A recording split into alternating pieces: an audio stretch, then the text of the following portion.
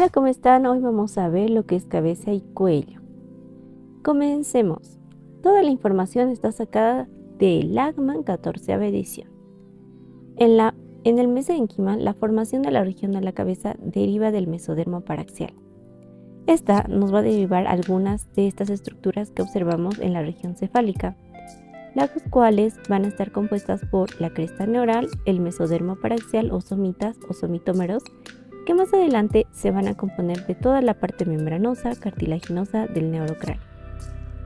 Asimismo, también va a estar la formación de los músculos voluntarios de la región craneofacial, la dermis, tejidos conectivos en la región dorsal de la cabeza, así como las meninges caudales del prosencéfalo. También tenemos el mesodermo lateral, que en este caso se encarga de la formación de todos los cartílagos laringeos. En esta parte se encuentran los aritenoides, la parte de los cricoides y las células de la cresta neural también se van a originar del neuroectodermo. Vamos a ver que también presentamos las placas ectodérmicas, que también se denominan las placodas epifaringias, que junto con la cresta neural van a formar las neuronas de los ganglios craneales sensitivos, en este caso del par 5, vamos a ver que es del par 7, del par 9 y del par 10. Pero para poder estudiar estos arcos tenemos que ver que tiene una característica muy peculiar. En cabeza y cuello efectivamente presentamos con los arcos faringios. Este concepto anteriormente se utilizaba y se lo denominaba como arcos braquiales, pero de algún modo se lo ha desechado porque se asemejaban a lo que eran los branquias. Es así que se ha podido observar que estos, al tener las mismas estructuras que un arco faringio, no se desarrolla como tal en el ser humano las branquias de los peces. Es por eso que a partir de la 4ª semana y de la 5ª semana de desarrollo va a contribuir un aspecto externo característico del embrión. Es así que nosotros vamos a poder observar que a lo largo de la vida se va a poder formar, gracias a esta estructura del aparato faringio, lo que van a ser hendiduras, bolsas faringias y también surcos faringios. Vamos a ver más adelante la distribución. Para poder estudiar esta parte tenemos que ver que el centro de la cara se la denomina estomodeo y está rodeada por el primer arco faringio. ¿Qué es lo que sucede acá? La formación de estos arcos faringios van a contribuir a la formación de la cara. Y por este estomodeo vamos a ver que vamos a tener prominencias, y estas prominencias se van a denominar prominencia mandibular, que estas van a encontrarse en posición caudal del estomodeo, dos prominencias que van a encontrarse maxilares en la porción dorsal del primer arco faringio, en la porción lateral del estomodeo, y una prominencia frontonasal, que no es nada más que una elevación en la posición craneal al estomodeo. Vamos a ver que de estas tres prominencias las nasales se van a ir formando y complementando más tarde a lo que va a ser la cara. Esta formación que estamos hablando de las prominencias se va a dar cuando el embrión solamente tiene 42 días de vida. Y esta va a llegar a formar lo que va a ser tanto los arcos, bolsas, surcos, hendiduras y la membrana faríngea. Pero hoy vamos a ver lo que son los arcos, la formación de las bolsas y de las hendiduras. Vamos a ver la formación de los arcos. Cada arco va a presentar una estructura diferente. Estos arcos van a estar constituidos por componentes de la cresta neural, que va a llegar a formar la cara.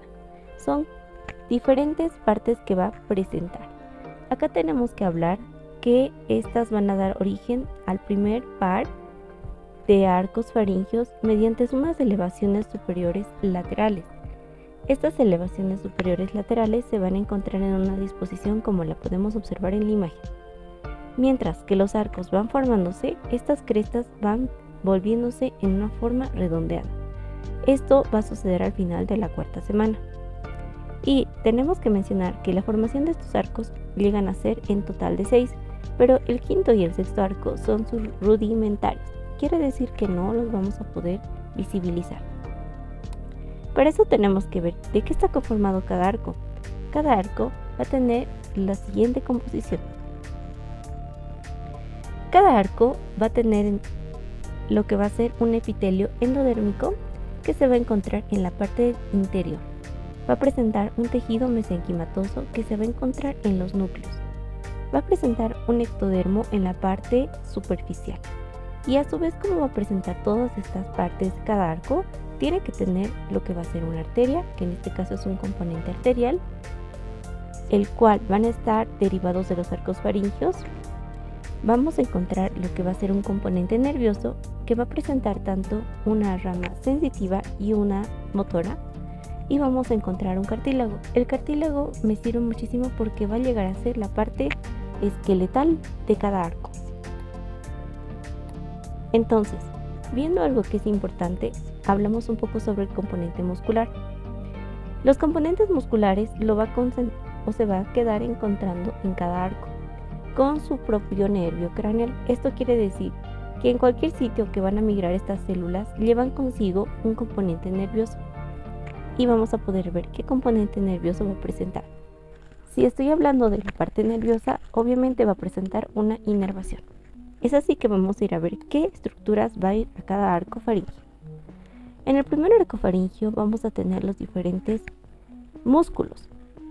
Entre ellos, el músculo de la masticación, vamos a tener el vientre anterior del digástrico, el miloioideo, el músculo del martillo, el peristafilino externo, los cuales componen este primer arco. Ahora, acá hay una gran observación. Este primer arco faríngeo va a estar inervado por un nervio. En este caso es el nervio trigémino. La inervación de los músculos de este primer arco deriva de la rama mandibular del trigémino. Recordemos que tenemos 3 ramas en este nervio trigémino. El maxilar, tenemos el maxilar inferior y el oftálmico. En este caso va a estar inervado por los músculos del primer arco, la rama mandibular del nervio trigémino. Pero también es importante mencionar que en este arco va a haber una inervación para lo que va a ser la dermis, es decir, la cara. Entonces acá sí va a tener que contar con una inervación tanto de las ramas oftálmicas, maxilar y mandibular de este nervio. Los músculos de los arcos no siempre se insertan en los componentes óseos o cartilaginosos. Muchas veces van a migrar hacia lo que va a ser las regiones vecinas. Vámonos al segundo arco. En el segundo arco, como podemos observar, tenemos que se van a encontrar acá lo que es el músculo del estribo, el estiloioideo, el vientre posterior del digástrico, el auricular y los músculos de la expresión facial. Si nos damos cuenta, este segundo arco faríngeo está inervado por el nervio facial. Tercer arco faríngeo. Tenemos acá el músculo estilofaríngeo que va a estar inervado por el nervio glosofaríngeo. Y nos vamos con el cuarto arco faríngeo, que va a estar inervando lo que es la parte del cricotiroideo, el peristafilino externo y los constrictores de la faringe. Esta se va a originar gracias a lo que va a ser la rama laríngea superior del baco. Es importante conocer también la parte de los cartílagos. Vamos a hablar sobre los cartílagos. En esta parte tenemos el primer arco faríngeo, donde tenemos el proceso maxilar, que va a presentar una porción dorsal, y el proceso mandibular, que ahí se va a encontrar la porción ventral. La porción maxilar se dirige hacia lo que va a ser el maxilar, hacia el cigomático y al temporal de la mandíbula. Y en el proceso mandibular encontramos un cartílago. Este cartílago, en el proceso de su desarrollo, desaparece, pero deja 2 estructuras. En este caso, llega a ser el yunque y el martillo, que continúan y persisten en su desarrollo. Para irnos al segundo arco faríngeo, vamos a ver que tenemos un cartílago. Este cartílago se lo denomina el cartílago de Reicher. Este cartílago de Reicher va a dar a las siguientes estructuras, que van a ser el estribo, apófisis estiloides, el ligamento estiloideo, y ventralmente vamos a encontrar el asta menor y la porción superior del hueso ioide, como podemos observar acá. Para el tercer arco faríngeo y el cuarto vamos a tener una distribución casi similar. Pero para el tercer arco faríngeo vamos a ver que se va a encontrar el asta mayor, en este caso, de la porción inferior del cuerpo y asta mayor del hueso ioides. Pero cuando hablamos del cuarto arco faríngeo, no es nada más el cartílago de la laringe, donde encontramos toda la distribución de la parte de tiroides, cricoides, aritenoides, los corniculados y el cuneiforme. Eso sí que es importante ver de qué están formados estos y ver qué tipo de bolsas vamos a encontrar en cada arco. Vamos a ver la primera bolsa faríngea, donde siempre va a tener un después y un antes. Como se había mencionado anteriormente, en la formación de oído, que también el video lo pueden encontrar en mi canal, vamos a ver que tenemos un recubrimiento que se le denomina el receso tubotimpánico. Este es un divertículo. Como es un divertículo, va a presentar un canal. Entonces, acá entra en contacto con un revestimiento epitelial que se va a denominar más adelante la hendidura faríngea. ¿Qué pasa por este divertículo? Esto es similar a lo que va a ser como una caja timpánica primitiva que se va a ir a ensanchar y en un segmento va a ir a formar o constituir lo que va a ser esta trompa, que se denomina la trompa auditiva de Eustaquio. ¿Qué es lo que sucede acá? El recubrimiento a la cavidad timpánica participa más adelante en la formación de la membrana timpánica o del tímpano, es decir, que me va a dar la formación de esta membrana a futuro. Nos vamos con la segunda bolsita. La segunda bolsa, como podemos observar acá, está cubierta por una estructura que va a formar yemas. ¿Por qué? Porque va a haber mucho mesénquima que se va a estar formando, va a estar penetrando y va a estar siendo circundante. Estas yemas están tan formadas que están sufriendo una invasión y al sufrir esa invasión, estas prácticamente van a ir al tejido mesodérmico para constituir el primorio de las amígdalas palatinas. En el tercer y quinto mes, estas amígdalas son infiltradas por tejido linfático y para ver la formación de esta, más adelante en el adulto se llega a convertir en una fosa amigdalina. En el tercer y en la cuarta bolsa faríngea vamos a ver la característica de que van a tener un ala dorsal y un ala ventral. Por acá vamos a ver los que van a encontrarse en porciones. Es decir, la porción dorsal me va a dirigir a lo que va a ser la glándula paratiroides inferior, mientras que la región ventral o porción ventral se va a dirigir a la formación del timo.